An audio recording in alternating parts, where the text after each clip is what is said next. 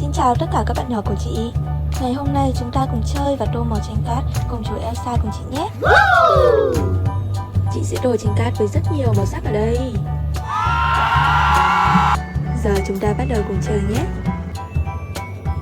Đầu tiên, chúng ta sẽ bóc cái lớp viền của tranh ra trước.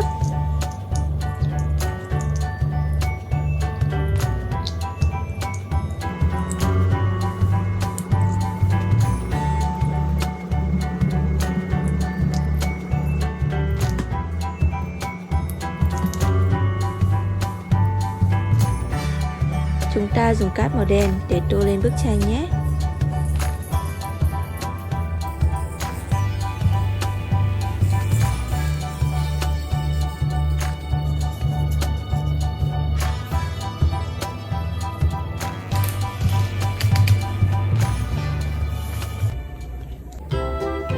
Tiếp theo, chúng ta sẽ tô đôi mắt của công chúa Elsa nhé. Đôi mắt của công chúa Elsa rất là đẹp, chúng ta phải tô thật là khéo.